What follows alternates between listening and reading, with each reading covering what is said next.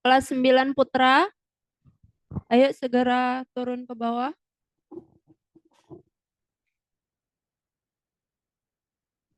Adam, Abid, Rasya, Fadil, Fawas, dan lain-lain. Ayo segera ke bawah.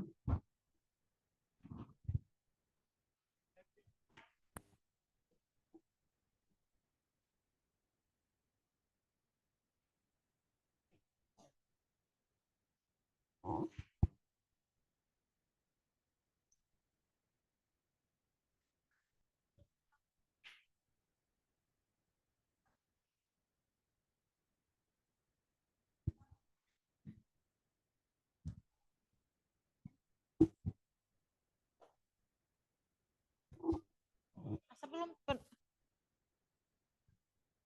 kelas 8 satu lagi siapa yang mau datang? Gendi, Wisnu, Wisnu silakan di depan. Jaketnya dibuka, jaketnya dibuka. Buka.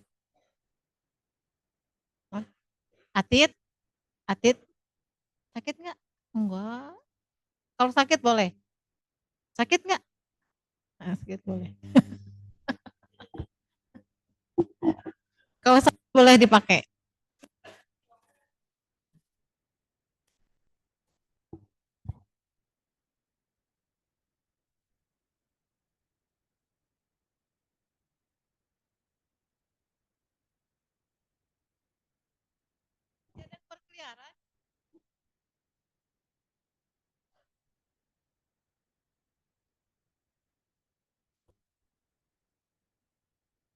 Dapat enggak ke dapat?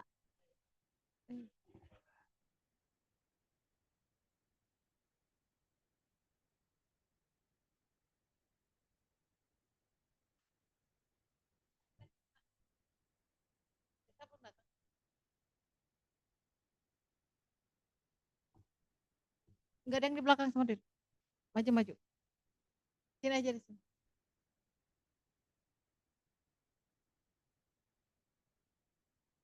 Ini maju masih sini. Jun, Jun di depan masih kosong Jun. Jun, Jun. Bisa maju. Kalau kamu dulu.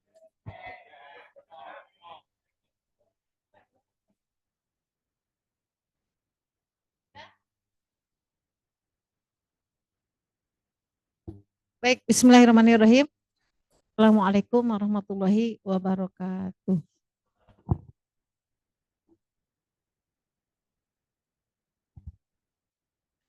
Baik, sebelum beraktivitas, kita sama-sama mohon doa sama Allah ya untuk hari ini. Semua diberikan kemudahan, kelancaran, dan keberkahan di hari ini dimudahkan untuk menerima ilmu yang Allah hadirkan lewat guru-guru kita di hari ini. Ya, seperti sebelum doa secara klasikal, kita biasakan untuk berdoa masing-masing ya. Sambil meluruskan niat ke sini mau apa gitu ya. Semoga nanti pulang kita membawa oleh-oleh ya. Bukan hanya bertemu di sini, pulang nggak dapat apa-apa, nggak dapat ilmu, rugi banget ya. Baik, berdoa masing-masing dalam hati dimulai.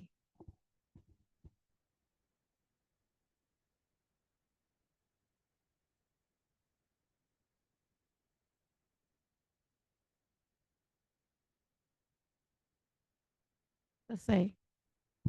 Ya. A'udzu billahi minasyaitonir rajim. Bismillahirrahmanirrahim. Alhamdulillahi rabbil alamin.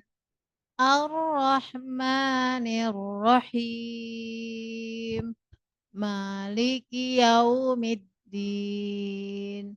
Iyyaka na'budu wa iyyaka nasta'in. Ihdinas siratal mustaqim. Siratal ladzina an'amta 'alaihim ghairil maghdubi 'alaihim waladdallin.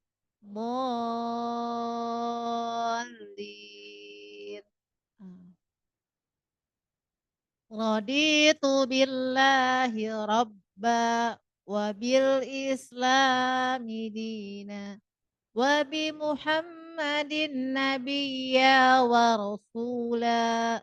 Rabbi jidni ilman warzuqni fahma bi rahmatika ya arhamar rahimin. Allahumma inna duha'uka wal baha'a baha'uka wal jamala jamaluka wal quwwata quwwatuka wal qudrata qudratuka wal ismata ismatuka. Allahumma in kana rizki fi sama'i fa'anzilhu wa in kana fil ardi fa wa in kana fayassirhu wa in kana haraman fatahhirhu wa in kana ba'idan faqaribhu bihaqi duhaika wa bahaika wa jamalika wa quwwatika wa qudratika atini ma a'taita ibadika salihin. Amin ya rabbal alamin. Baik, siapkan pikiran, hati, fokus untuk sampaikan oleh siapa? Ibu Resti, Ibu Diana. Sudah datang Ibu Diana, alhamdulillah. Nah, nanti akan dipaparkan oleh Ibu Diana. Nah, ini Ibu Diana. Ada yang belum kenal dengan Ibu Diana?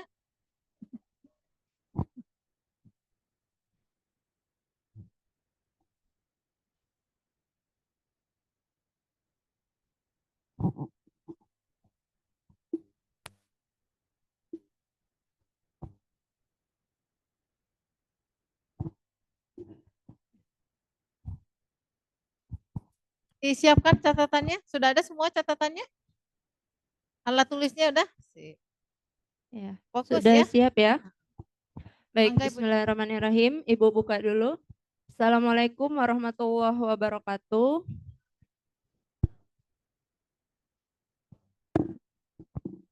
Baik, anak-anak, hari ini adalah pra, STEM, dan field trip yang kedua ya. Nah, seperti yang sudah diumumkan bahwa materinya itu adalah tentang apa? Air ya, indikator kualitas air ya. Nah, nanti kan kalian akan mengambil sampel itu ada 3 ya.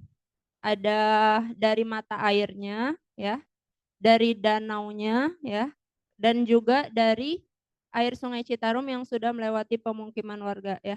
Nanti kalian akan bandingkan kualitas airnya ya. Nah, apa saja nanti indikator yang akan dibandingkan ya, akan kalian ukur ya.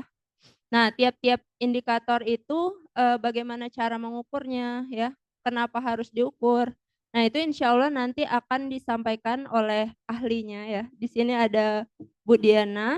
Nah, Bu Diana ini kalau di Alka adalah guru kimia dan geografi di SMA dan juga beliau adalah bekerja di konsultan lingkungan ya. Jadi memang sudah sehari-hari apa namanya, memang sudah biasa gitu ya untuk mengamati kualitas air ini.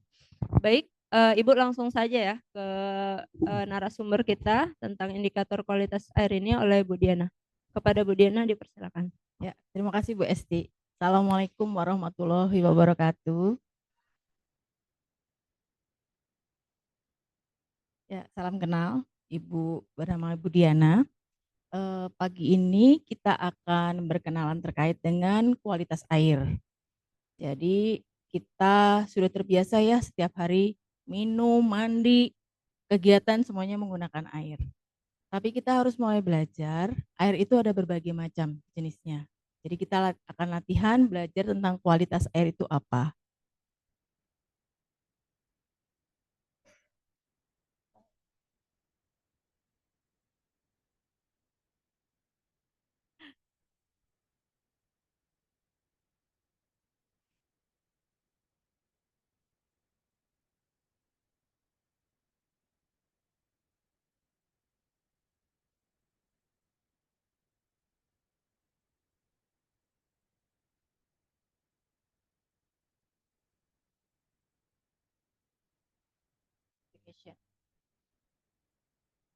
Oh, soundnya juga harus masuk. Nah, besok anak-anak semua akan field trip ke situ Cisanti. Kemarin sore Pak Alka sudah menyampaikan terkait dengan 0 kilometer Citarum sampai kemudian bermuara ke Muara Gembong ya, ke laut itu seperti apa. Jadi Sungai Citarum adalah sungai terpanjang di Jawa Barat. Nah, besok kita akan ke lokasi di mana Sungai Citarum itu mulainya dari mana? 0 kilometernya. Jadi kita akan ke sini, namanya Situ Cisanti. Ini adalah sebuah danau yang danau itu diisi oleh 7 mata air. Jadi ada 7 mata air itu diberi nama mata air Citarum, Cikahuripan, Cikawudukan, Cisadane, Cikoleberes, Cihawinung, dan Cisanti. Jadi mata air itu muncul karena di atasnya ada daerah yang untuk menangkap air hujan. Di Situ Cisanti itu kemarin mungkin sudah dijelaskan ada Gunung Wayang Windu, ada Gunung Malabar, ada Gunung Bedil gitu. Di sini sudah pernah ke Pasir Angling kan semua ya anak-anak ya, terutama ada anak-anak yang dari Pasir Angling. Pernah main ke mata air yang di Pasir Angling belum?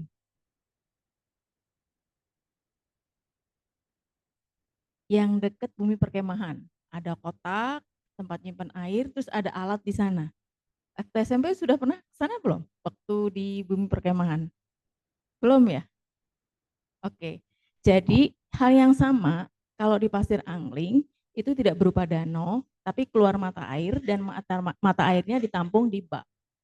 Nah, khusus untuk Citarum ini, di sini karena mata airnya banyak sampai membentuk danau. Nah, itulah Danau Cisanti itu yang besok kita ke sana. Oke, jadi Danau Cisanti itu karena merupakan air bersih yang baru keluar dari mata air, sehingga dia bisa dimanfaatkan sebagai air baku air minum. Apa itu air baku air minum?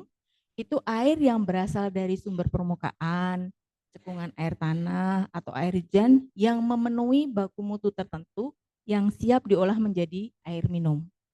Jadi kalau misalnya keluar dari mata air itu, kita nggak bisa langsung diminum sebetulnya, harus direbus terlebih dahulu. Nah, tetapi air itu tidak perlu pengolahan secara khusus, cukup langsung direbus, itu disebut sebagai air baku air minum. Jadi kualitas yang terbaik dari air, jadi kalau yang paling utama pasti air minum ya, air minum itu udah siap langsung diminum, berarti bakterinya sudah nggak ada, kemudian rasanya juga udah enak, segar gitu. Nah yang kedua adalah air baku air minum ini. Nah apa yang membuat sebuah air itu disebut air baku air minum, itu pemerintah membuat peraturannya. Jadi harus memenuhi baku mutunya apa. Nih. Jadi di peraturan pemerintah nomor 21 tahun 2021 itu tentang penyelenggaraan perlindungan dan pengelolaan lingkungan hidup. Di dalam peraturan itu disebutkan air danau itu dibuat dalam bentuk kelas-kelas. Kelas 1 berarti air yang kualitasnya untuk air baku air minum. Kelas 2 air yang dipakai untuk rekreasi. Kelas 3 air yang dipakai untuk perikanan. Kelas 4, air yang dipakai untuk pertanian. Jadi pemerintah membuat kelompok-kelompok, semakin kelasnya nomor 1 itu berarti yang paling bagus. Yang kelas 2 lebih turun, kelas 3 turun, kelas 4 turun. Jadi untuk pertanian, untuk perikanan, untuk pertanian itu yang paling rendah kelasnya. Ini Ibu kasih contoh. Jadi di dalam peraturan ini bisa di googling ya, bisa dicari peraturan itu. Ada kelas 1, kelas 2, kelas 3, kelas 4.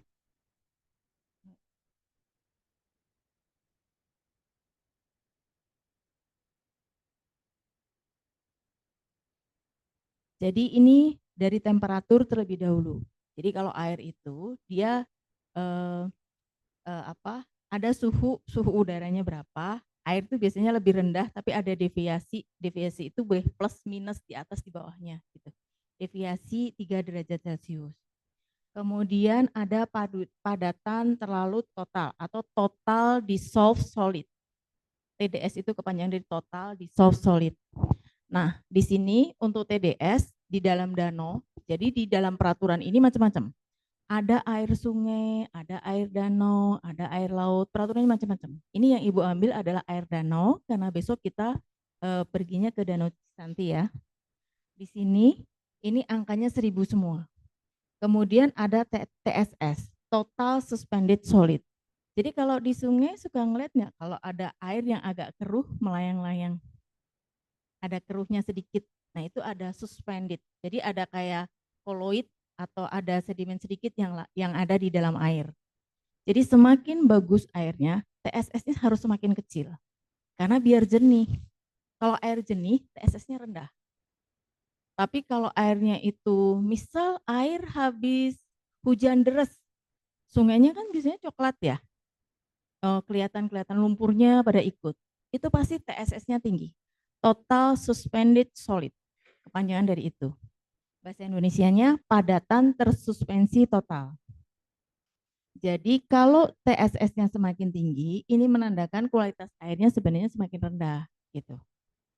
Kemudian transparansi itu kalau jernih berarti bisa tembus bening gini ya. Ini berarti transparan, bersih gitu. Kemudian untuk warna ada ukurannya, nanti kita nggak ngukur ini karena alatnya khusus, kita nggak punya. Kemudian pH. Pernah dengar istilah pH? Oke. pH adalah derajat keasaman air. Jadi pH itu angkanya dari 0 sampai 14. Itu pH.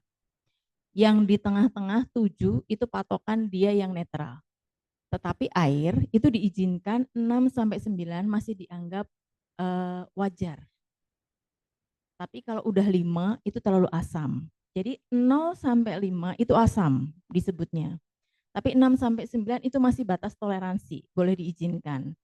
Ada beberapa peraturan yang lebih ketat, itu 6,5 sampai 8,5. Itu yang disebut netral. Tapi untuk air danau ini dibuat aturannya itu 6 sampai 9. Lebih dari 9, misalnya angkanya 9,5, 10, itu berarti basa. Apakah asam dan basa? Kalau asam, kita tahu misalnya air yang mengandung cuka, itu asam. Tapi kalau misalnya air yang mengandung kapur, itu basa. Jadi kalau nanti di SMA belajar tentang pH, senyawa yang banyak mengandung H+. H itu artinya asam, itu dia cenderung asam. Senyawa yang banyak mengandung OH-, itu berarti basa. Itu nanti dipelajari di kimia waktu SMA ya. Oke. Kemudian kebutuhan oksigen biokimia atau BOD. Sebelum ke sini Ibu akan loncat dulu ke angka 9. Oksigen terlarut.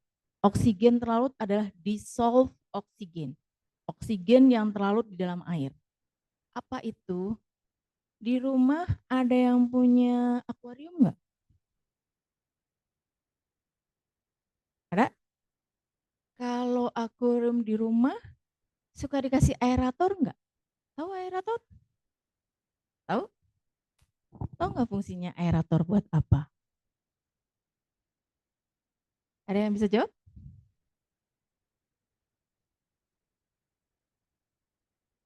Oke. Aerator itu kayak gelembung-gelembung, jadi suka dimasukin selang gitu ya di akuarium. Terus kemudian keluar gelembung-gelembung udaranya. Tujuannya itu supaya oksigen di udara larut di dalam air. Buat apa oksigen itu dilarutin di dalam air? Coba. Buat apa itu dilakukan? Harus ada aerator tuh buat apa kalau di akuarium? Ada yang bisa jawab?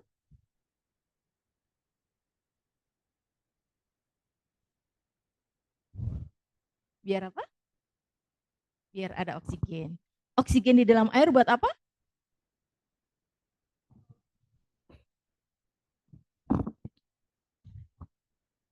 Mungkin untuk kalau di akuarium buat makhluk hidup yang ada di dalam akuarium ya. Oke, betul.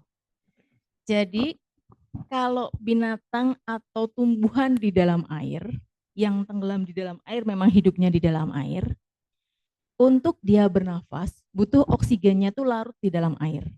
Karena mereka kalau ikan pakai insang. Insang itu dia akan memompa air yang mengandung oksigen masuk ke insang dipakai untuk pernafasan mereka gitu. Kalau manusia udara medianya, tapi kalau ikan medianya itu air. Jadi oksigennya harus berada di dalam air gitu. Kalau misalnya oksigennya kurang di dalam air, ikan akan banyak yang mati. Karena dia kekurangan oksigen seperti halnya kita, kalau di udara kekurangan oksigen, kita pasti sesak nafas. Sama itu dengan kalau ikan kehabisan oksigen di dalam air. Untuk apa ini diukur di dalam air?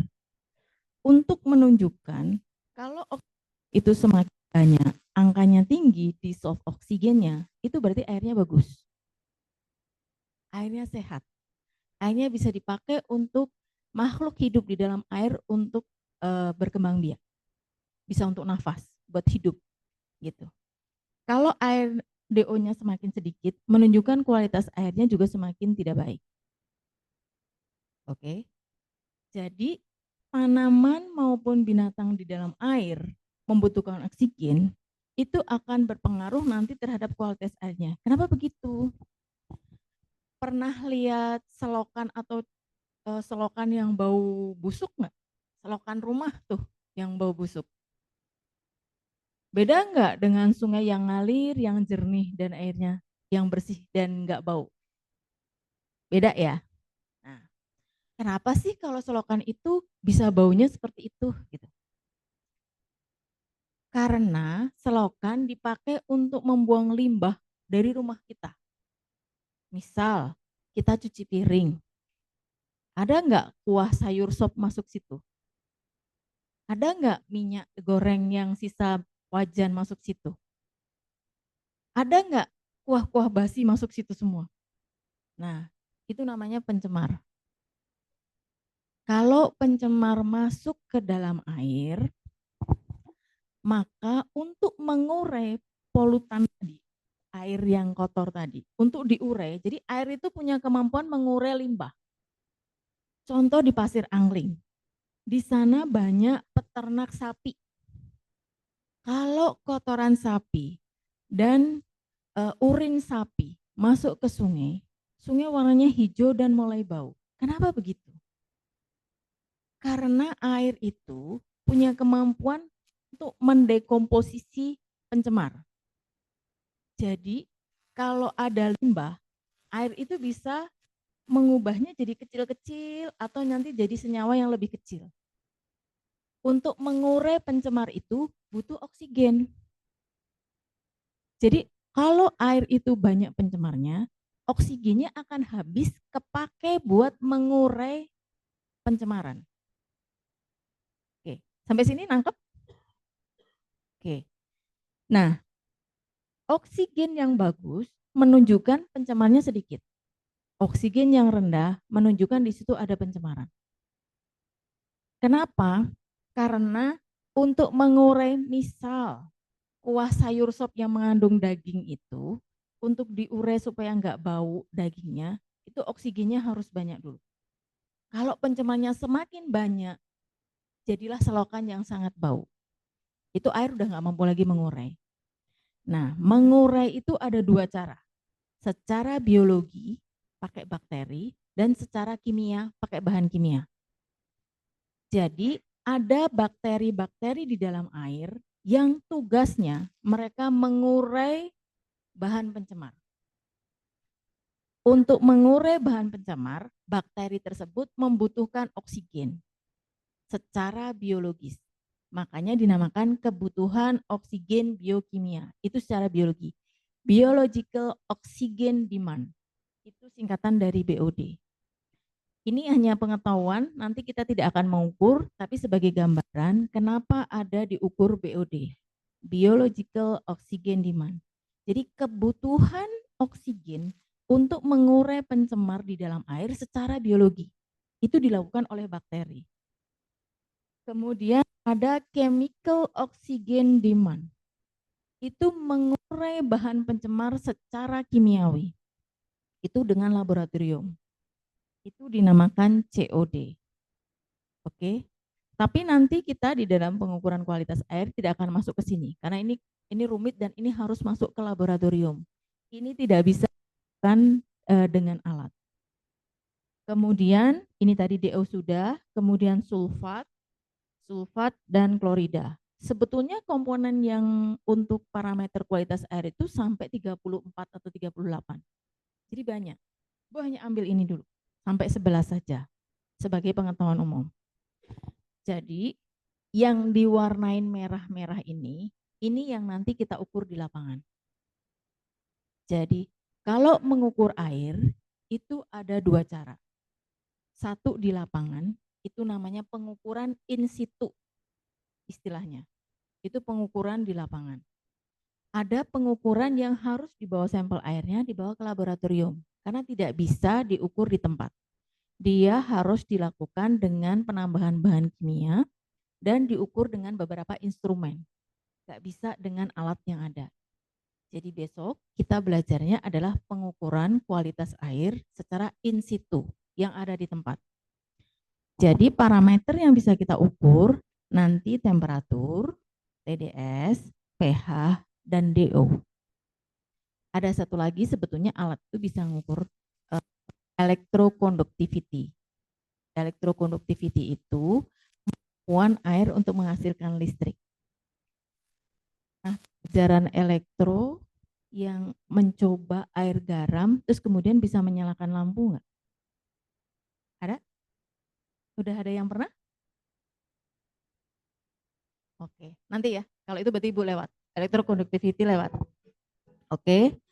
Kemudian nanti kita akan belajar tentang DO. Jadi 1, 2, 3, dan 4. Next.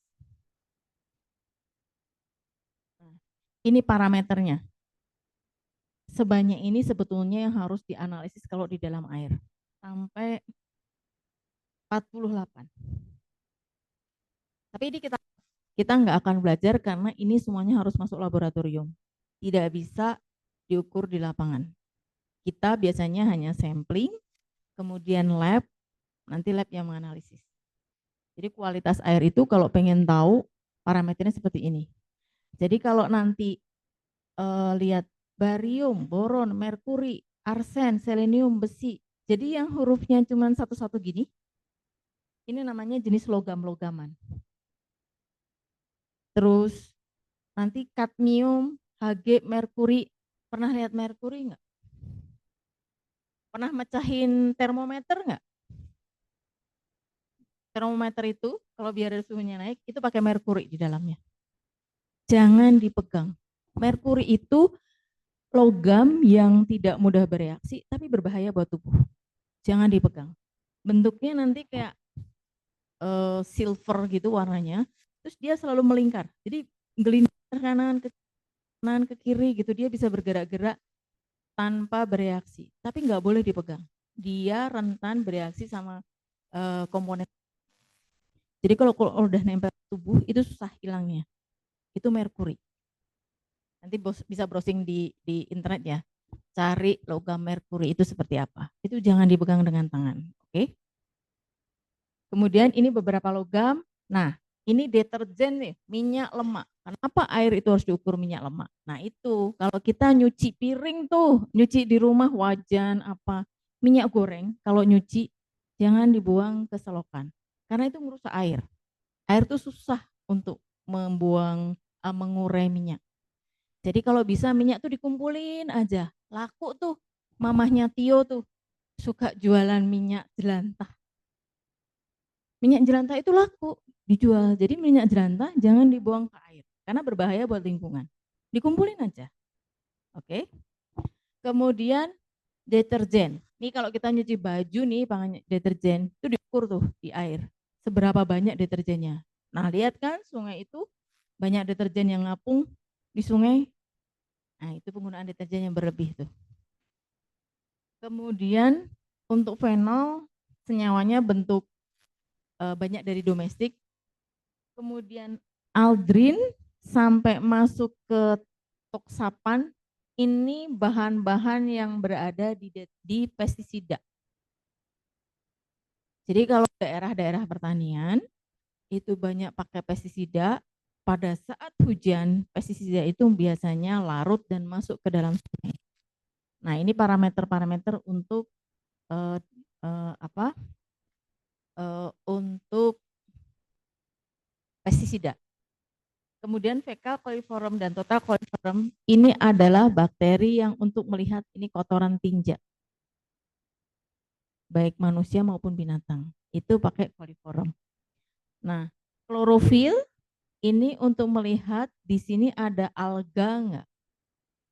Jadi ada namanya itu tumbuhan-tumbuhan air yang ukurannya kecil-kecil banget. Itu namanya fitoplankton. Alga termasuk di dalamnya. Sudah belajar fitoplankton belum di kelas? Belum? Oke, nanti belajar. Plankton itu ada dua, fitoplankton dan zooplankton. Ukurannya kecil-kecil harus pakai mikroskop. Nanti kita latihan itu, nanti Bu Esti ngajarin.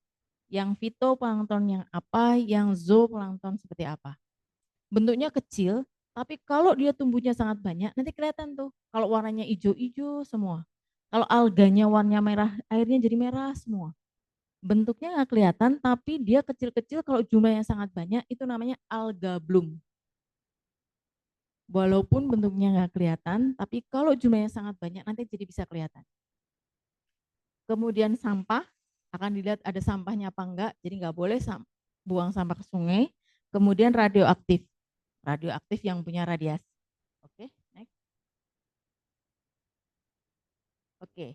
Ini tadi ya, sudah kita bahas pengukuran kualitas air in situ, pH, temperatur, TDS, dan DO.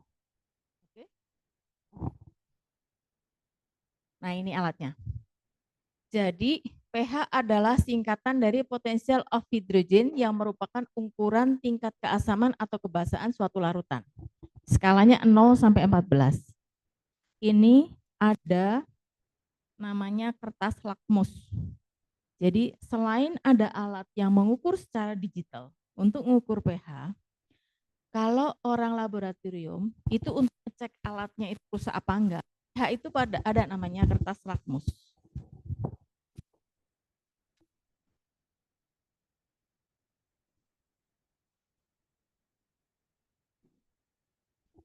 Nah, ini kertasnya kan gini ya, ada warna kuning agak kehijau-hijauan, kelihatan nggak? Ini nanti dicelupin ke air kertasnya.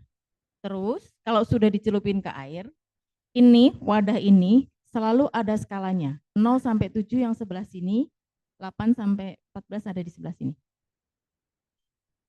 Nanti airnya dicelupin, ini kertasnya dicelupin, terus ditempel. Mana yang paling dekat warnanya? Gitu. Itu untuk mengukur pH secara manual dengan kertas lakmus.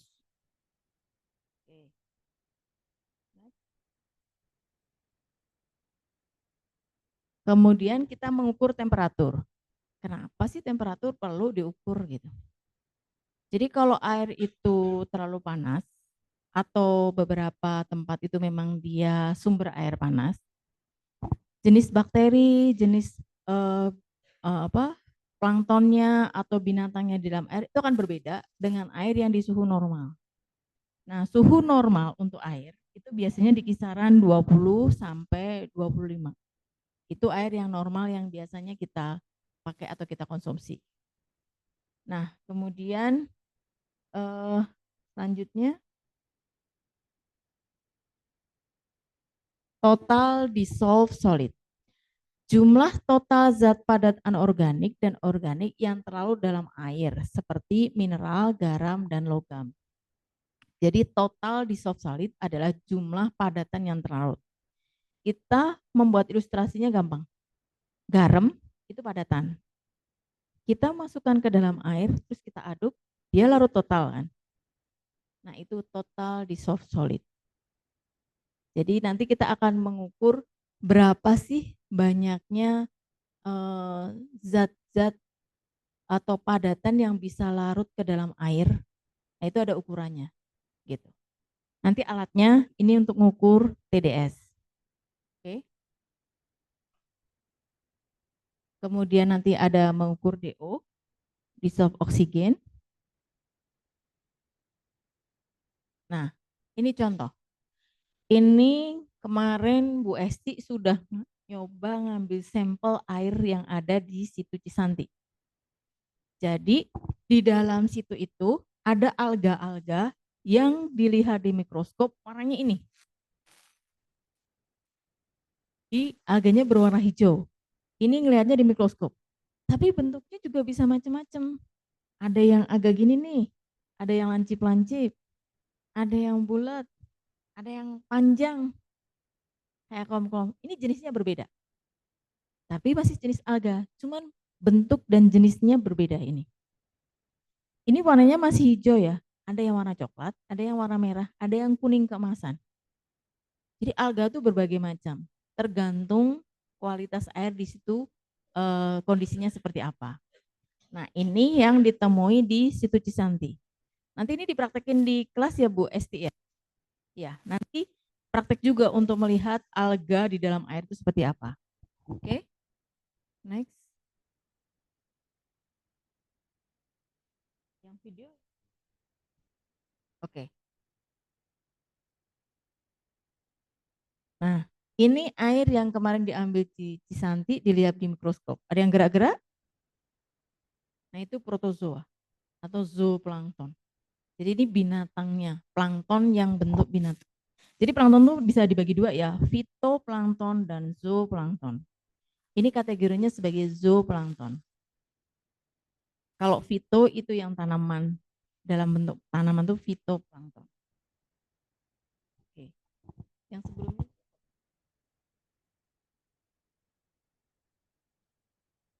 Oh ya, ini masih yang alga tadi ya. Betul-betul alga tuh nanti yang ditemui di situ Cisanti itu ada berbagai bentuk.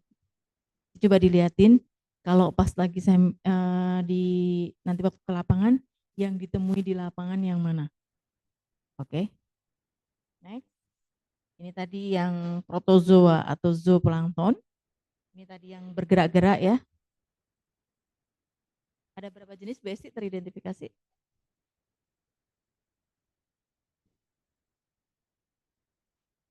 Yang ini. Oke.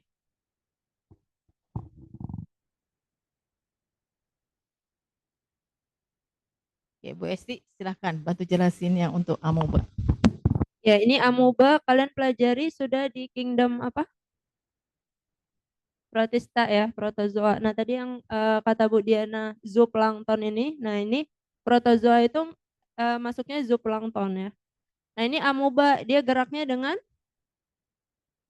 kaki semu. Nah, kaki semu itu kakinya tuh berubah-ubah. Jadi tergantung dia mau gerak kemana, mau ngambil makanan apa.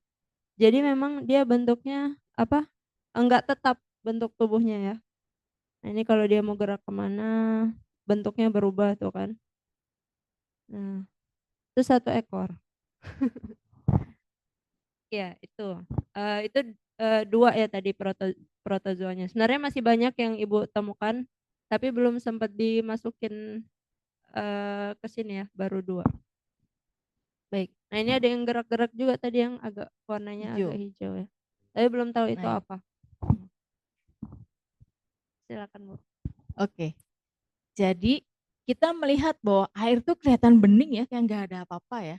Ternyata setelah dilihat di bawah mikroskop, itu ternyata banyak. Ada beberapa makhluk hidup yang di dalamnya. Jadi kalau tadi kita melihat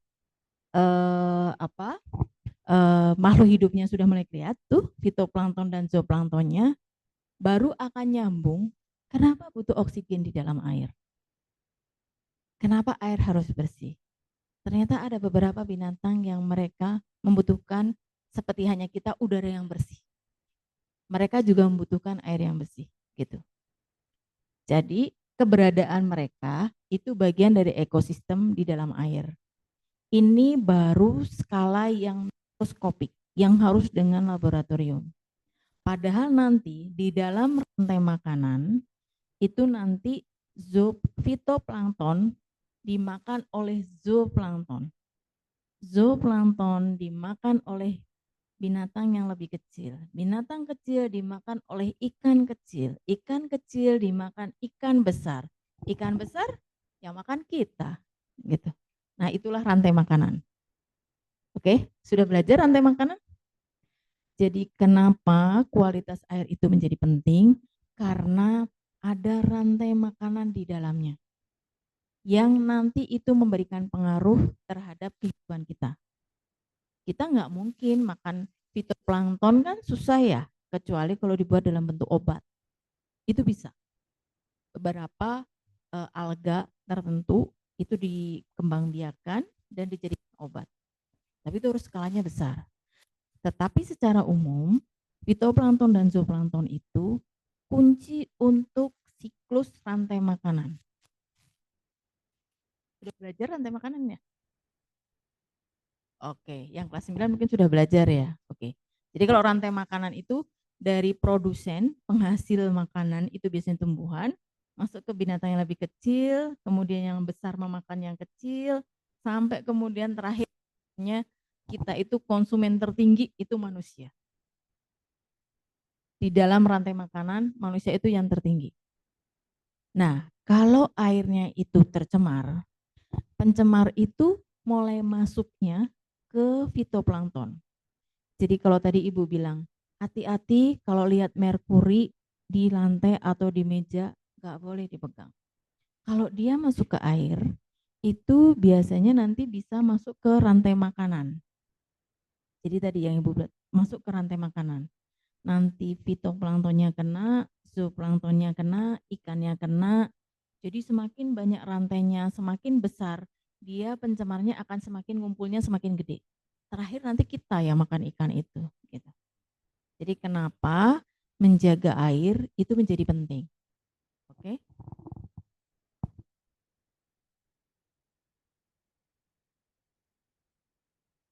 Udah, next. Oh, sorry. Maaf. Udah. Udah. Oke. Nah, itu penjelasan terkait kualitas air ya. Sekarang kita akan coba praktek dulu di sini sebelum besok ke lapangan untuk praktek ukur air langsung. Ini kita praktek penggunaan alat ya. Oke. Mau berapa anak dulu, Bu? Boleh. Mau berapa anak? Kelompok 1 sampai 4 yang bagian mengukur kualitas air siapa aja? Maju ke depan. Kelompok 1 sampai 4. Tio kelompok berapa? 2. Fadlan? 4. Oke. 3.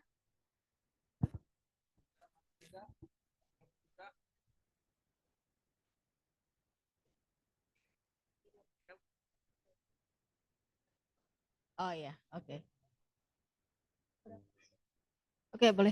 Terserah. Mau satu lagi? Bisa satu lagi? Dua lagi boleh? Dua lagi boleh? 2 lagi boleh, Dua lagi silakan. boleh. Kelompok 1, 2, 3, 4. Oke. Danes kelompok berapa? 4. Oke. Tio? 2. Oh, 1. Oke. Oke. Silakan. Udah boleh? Oke, 5 boleh. Oke. Sebelum mulai Ibu jelasin dulu. Oke. Ini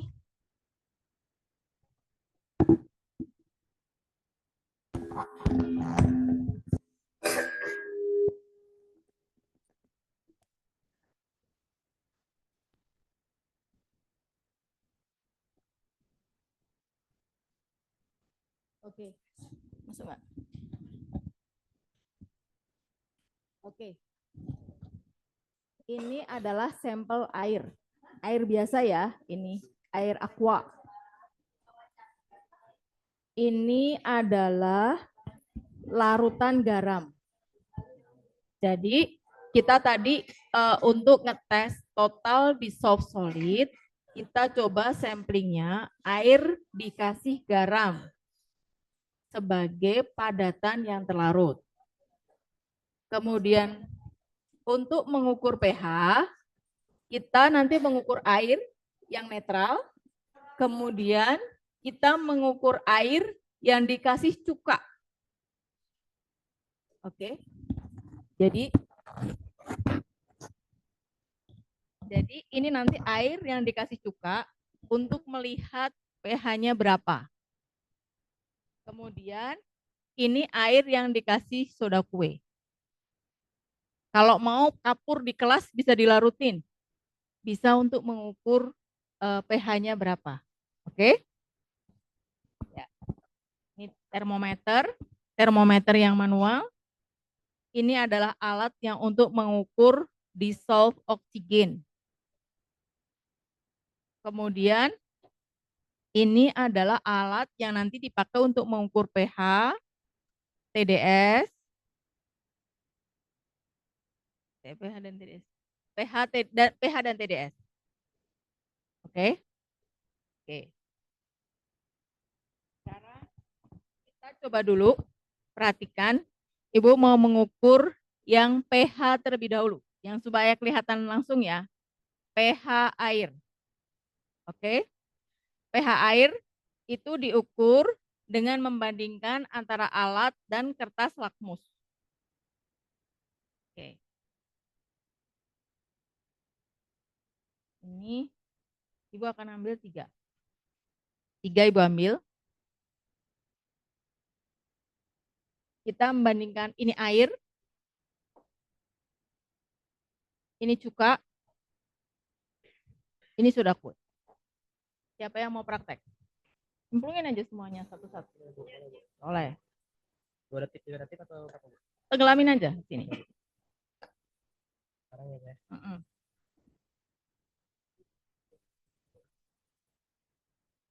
Ini masuk larutan apa? Dia masuk larutan apa? air biasa ya. Coba dicek. Ini air cuka. Jadi, Tio tunjukin ke teman-teman kalau dimasukin air cuka warnanya apa. Ya kelihatan? Muter, ditunjukin ke teman-teman. Sambil ditunjukin ini pH-nya ditempel ke sini. Nih. Muter-muter ya, Bu ya? Tunggu. Sini. Tio sini dulu. Ibu tunjukin. Oke. Ini air dimasukin ke cuka. Ini kamu cek. Warna yang paling dekat kemana? Ini. Coba Tio cek dia berapa pH-nya tuh. Kelihatan?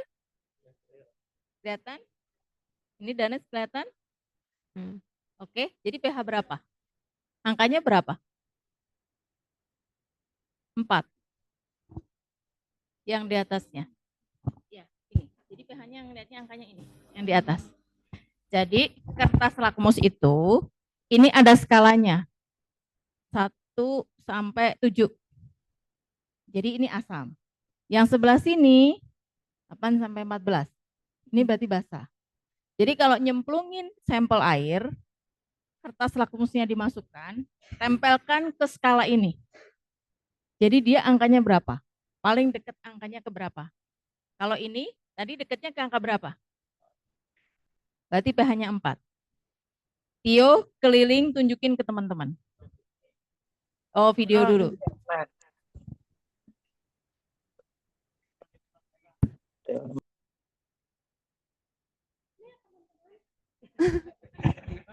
Kelihatan nggak yang dari stasiun? Kelihatan. Saya, Bu ya? Oke. Teman-teman mau lihat? Ini dipin aja biar kelihatan. Oke, teman-teman bisa kelihatan. Coba Ibu Di pin dulu. kelihatan gede biar yang bisa. Coba tunjukin di kamera. Coba ditunjukin ke kamera. Mana ini?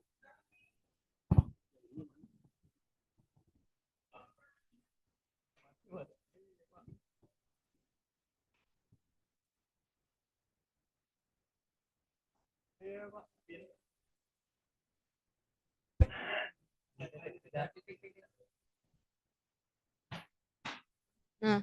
Oke. Jadi yang ditunjukkan di kamera itu, Tio memasukkan kertas lakmus ke dalam air cuka. Jadi kelihatan nggak fokusnya? Itu di dalam sampel, di dalam kertas lakmus ada skala untuk pH.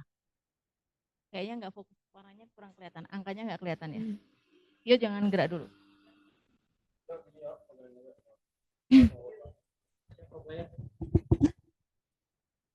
Nah, itu ada angka 0, 1, 2, 3, 4, 5, 6, 7. Kelihatan nggak yang dari Zoom? Fadlan, Maher, sama Salman di sini dulu duduk. Yang dari Tasik bisa ngelihat nggak? Nah, ini kelihatan bahwa sampel air ini warnanya dekat ke angka antara 4 sampai 5. Dia lebih dekat ke angka 5. Jadi menunjukkan pH air cuka tadi pH-nya 5. Paham? Paham? Warna. Oke. Sekarang coba masukkan kertas lakmus ke air biasa. Oleh, sini. Ya, silakan Fadlan. Tempelkan ke kertas lakmus dan ditaruh sebelahnya dengan air cuka tadi. Nah, Coba. Fadlan, nah itu.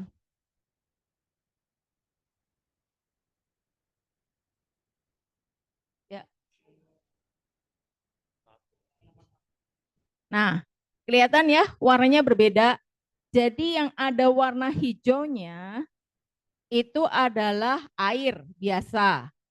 Yang warnanya kuning itu tadi kertas lakmusnya dimasukkan ke dalam air cuka. Bandingkan warna ini, dua warna yang berwarna kuning dengan hijau, itu menunjukkan pH-nya.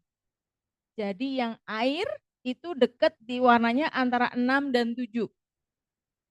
Tadi Ibu sudah sampaikan baku mutu untuk air baku air minum itu adalah 6 sampai 9, masih dianggap netral.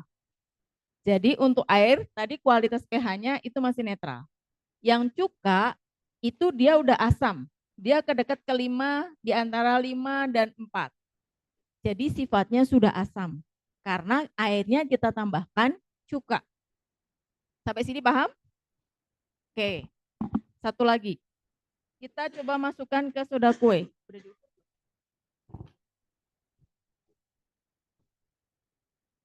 Ini sampel airnya Ibu masukkan soda kue. Oke. Ada yang mau masukin? Ayo. Maher, ayo praktek Maher. Masukin semua sampai tenggelam. Oke. Oke, angkat. Nah, bandingkan 3 kertas lakmus tadi supaya kelihatan di kamera. Silahkan Pak Ari. Nah, ini pakai tangan Pak Ari. Yang kuning itu air cuka.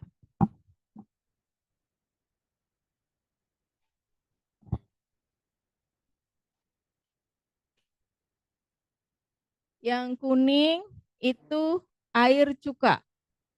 Yang tengah hijau air biasa. Yang paling kanan warnanya biru. Karena kita memasukkan airnya dengan soda kue. Nah, ini kalau dilihat 7 tuh sampai hijau. Berarti Pak Ari harus ngebalik ke kertas perbandingan belakangnya. Jadi di ini. Nah, nih, soda kuenya ambil tempelin. Oke, nih, cari di dekat berapa? Warna yang paling dekat pH. Jadi yang 7 sampai 14 ini untuk menunjukkan yang sifatnya basah. Nah, mana nih yang paling dekat warnanya? Ya, 9. Jadi dia udah kategori masuk ke basah. Gitu. Oke, paham sampai sini? Buat tentang pH? Oke. Jadi selain dengan kertas lakmus, ngukur pH juga bisa dengan instrumen. Ini alatnya. Ya.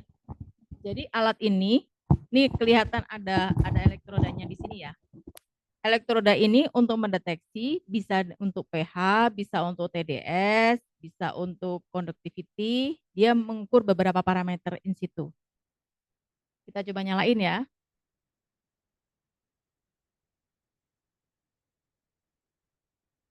Kelihatan, Pak Ari?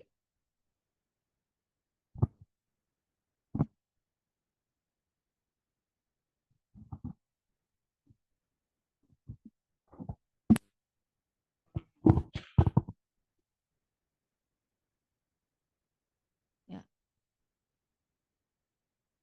Ya, kelihatan angkanya. Ya. Ini alat kita masukkan ke dalam air.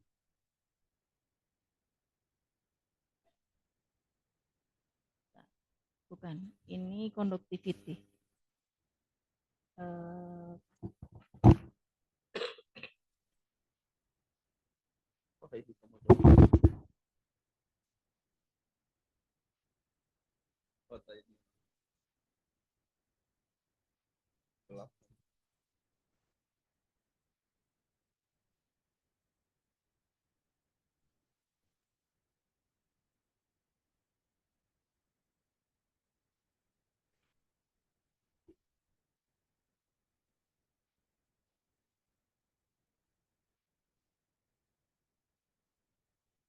Oh, beda lagi.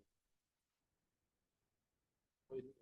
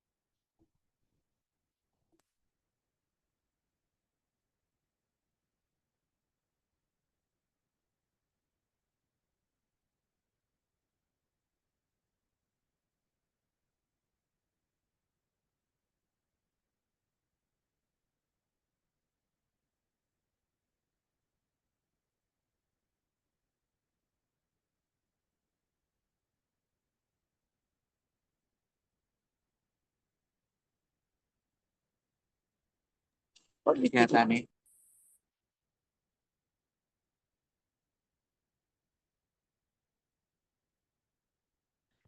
Ada yang mau bertanya enggak? Ada yang mau bertanya dulu sebelum Ibu praktek pakai alat?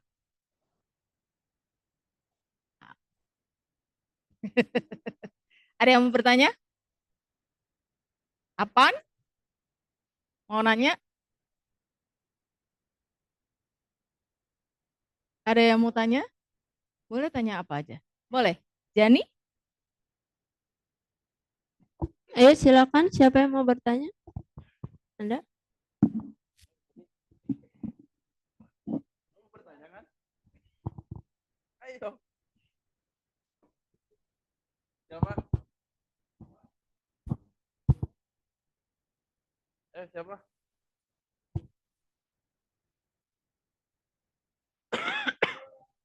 Maunya ditanya. IPH ya. Oke. Ini Ibu ngukur pH air. Jadi kalau pakai alat, dia angkanya berapa?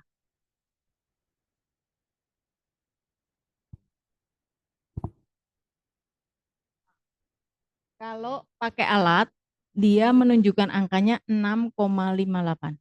58, ya. Jadi kalau pakai digital, itu komanya bisa kelihatan.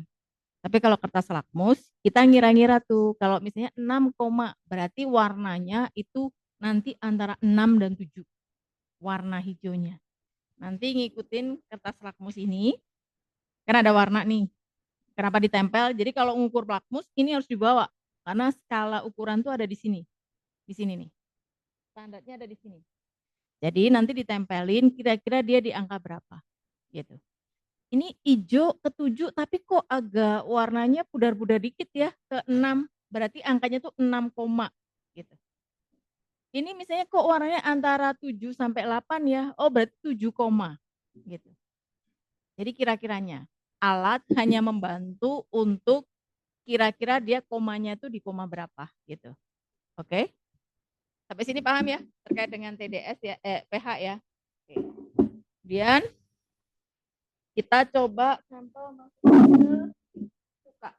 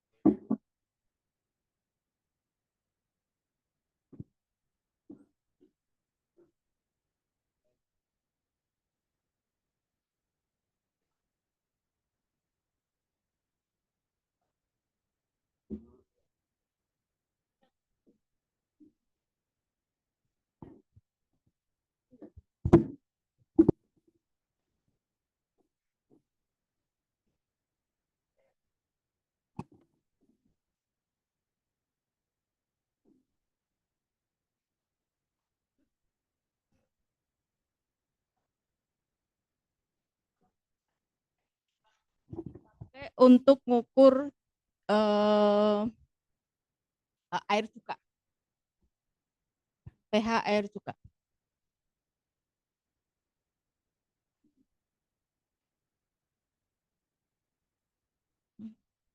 Oke. Oke. Oke. Ya. Oke. Kemudian sudah air cuka, nanti kita coba masuk ke air soda ya Bu Esti. Oke.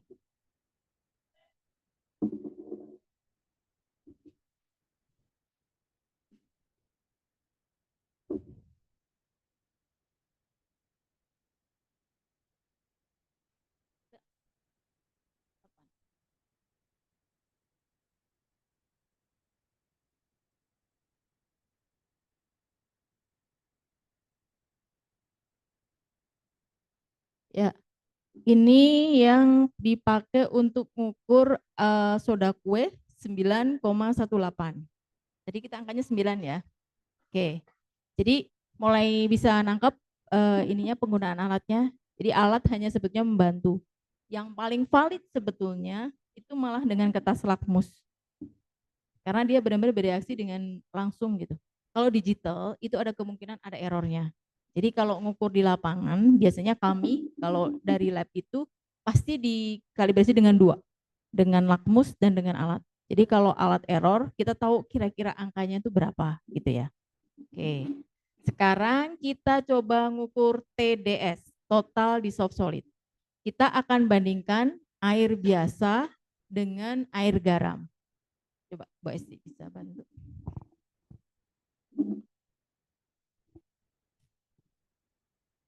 Ya, alatnya sama, tapi dia punya modenya itu bisa TDS, pH gitu ya. Ini di setup. Nah, ini satuannya part per million, ppm. Nah, ini 0, kita coba masukkan ke dalam air BSD.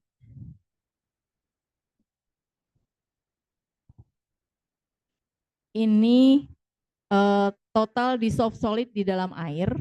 Jadi air itu pasti mengandung mineral. Kalau mengandung mineral biasanya dia mengandung TDS. Kenapa begitu?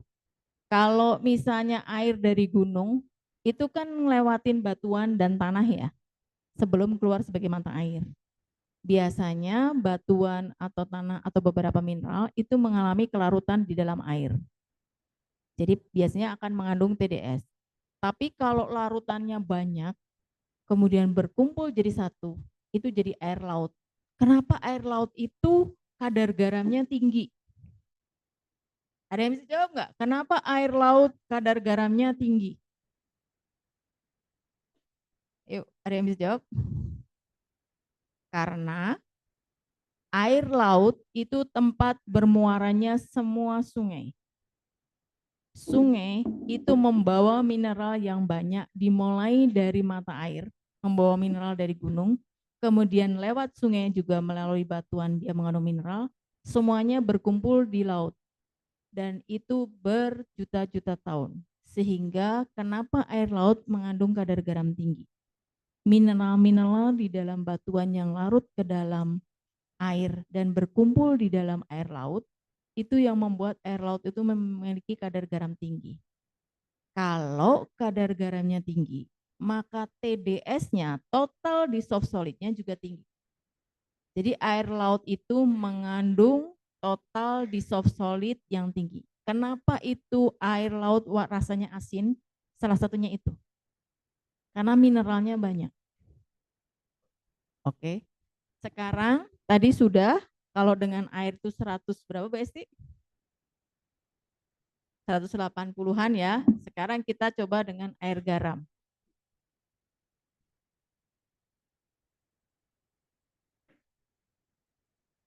Nah, ini sama Bu Esti kemarin dimasukin garam banyak nggak Bu Esti? Ya, berapa? 2000 atau 200? 2000. Nah, begitu dimasukin air garam, dimasukkan garam sama Bu Esti, angkanya yang tadi berapa? 180 menjadi 2752. Kalau Ibu teman sekolah. Ya. Jadi itu ya untuk gambaran terkait dengan total dissolved solid.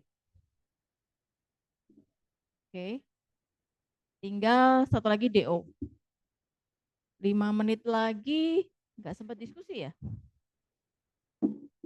Oke. Ada yang bertanya enggak ini? Ada yang bingung? Ada yang pengen tahu lebih jauh? Mungkin dari Tasik ada yang mau bertanya? Enggak ada? Di sini ada yang tanya, mau boleh tanya yang lain? Boleh tanya yang lain. Kalau ada pertanyaan. Boleh.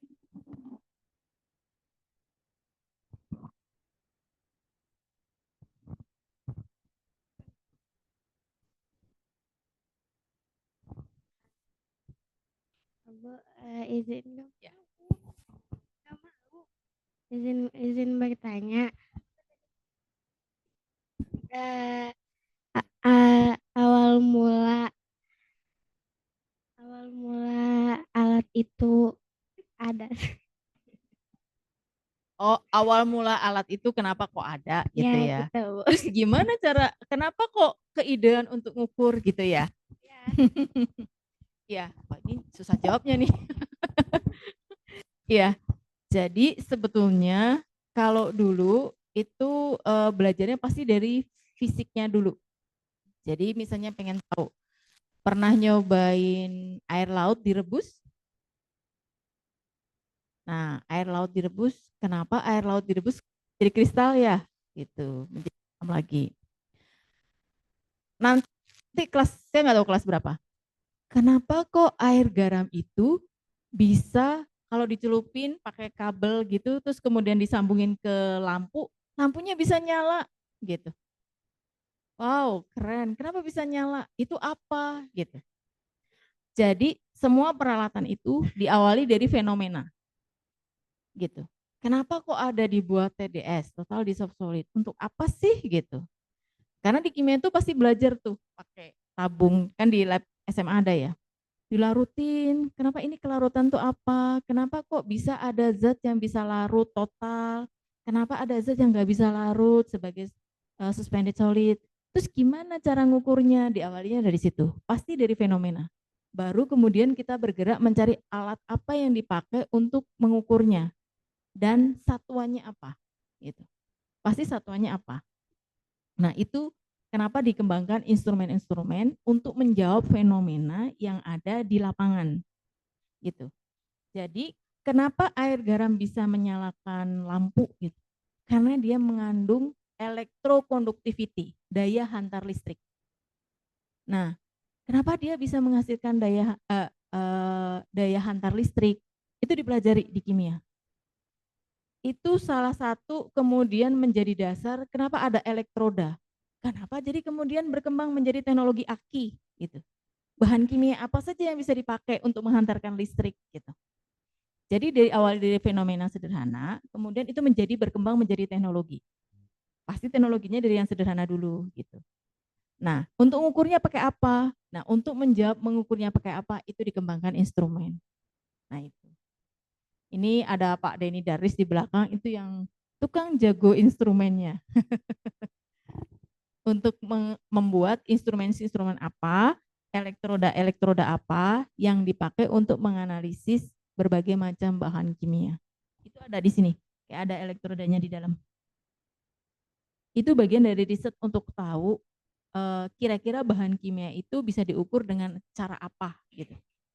Pakai sensor, pakai elektroda. Nah, itu kenapa instrumen itu berkembang sampai saat ini. Oke. Nanti ada beberapa bahan kimia mendeteksinya itu pakai cahaya gitu. Karena bahan kimia itu mengeluarkan radiasi cahaya. Itu juga ada. Ada yang namanya spektrofotometer. Itu alatnya. Jadi dengan spektro dengan gelombang. Gitu. Jadi instrumen dibuat dengan mengenali karakter bahan kimianya terlebih dahulu. Gitu. Oke. Oke. Oh, yang belum praktek DO ya? Keburu nggak? Prinsipnya sama ya, ngukur DO itu kayak alat tadi. Jadi nanti dicelupkan airnya untuk mengukur kelarutan oksigen di dalam air, tapi alatnya berbeda. Jadi alatnya, ini salah satu alatnya. Nah, terus ini nanti dicelupin ke air. Untuk mengukur DO-nya berapa besar di dalam air. Oke? Nanti kita prakteknya prinsipnya sama kayak tadi. Jadi alat dinyalakan, nanti ini yang nyemplung ke air yang ini. Kalau untuk DO. Kenapa sih kok kabel panjang? Pernah nggak kepikiran ngukur air sungai jauh ke dalam? Nah itu dicemplungin, gitu. Gitu ya. Oke. Ada lagi pertanyaan? Baik, mungkin langsung ke ini Mbak. Ke ini Bu, apa? Pertanyaan dari Bu Diana ya. 3 pertanyaan dari Bu Diana. Silakan Bu. Kita tes anak-anaknya. Tadi parameter-parameter itu mungkin bisa ditanyakan Bu. Oke. Tolong jawab Ibu, nanti di lapangan kita mau mengukur apa? Ingat Apa nggak? saja? Ada yang bisa jawab? 1, mengukur apa? Temperatur. Adin? Oke. Mengukur pH, temperatur, TDS, sama DO. Yang kenceng saya.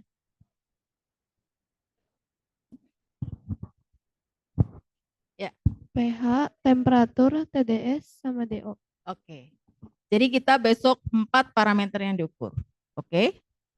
Selain itu, besok kita akan mengenali terkait dengan biota-biota yang di dalam air. Mikroskop dibawa ke lapangan? Enggak. Nanti Kamisnya ya kita ke lab SMA ya. Oke. Jadi besok semua bawa sampel air, kita akan bawa. Kemudian diukur dibawa ke lab. Kita akan melihat di bawah mikroskop seperti hanya tadi yang diukur dilihat Bu Esti, fitoplankton dan zooplankton, yang protozoa dan alga. Jadi besok latihan mengidentifikasi itu ya. Tapi itu hari Kamisnya. Besok kita ke lapangan ngukur air dulu di lapangan sambil bawa sampel airnya. Sambil tolong besok amati di dalam air ada binatang apa saja dan ada tumbuhan apa saja yang di dalam air. Supaya kita tahu di dalam kehidupan air itu ada apa saja. Oke? Oke. PH udah paham, TDS udah? 2 lagi Bu, ada? Udah jam 8:15. Oh iya. Oke. Baik, karena anak-anak karena waktunya juga sudah habis ya, 8.15, jadinya kita cukupkan dulu sampai di sini ya. Semoga terima kasih Bu Diana atas pemaparan dan waktunya juga. Semoga ini bisa jadi bekal ya nanti untuk kalian ke lapangan besok. Baik, terima kasih. Ibu langsung tutup. Wassalamualaikum warahmatullahi wabarakatuh. Waalaikumsalam. Terima kasih Bu Diana. Ya, sama-sama. Oke. Oke, sampai Ya. ketemu besok ya. Assalamualaikum warahmatullahi wabarakatuh. Waalaikumsalam warahmatullahi wabarakatuh. Baik, anak-anak, kalian boleh langsung masuk ke kelas ya. Silakan.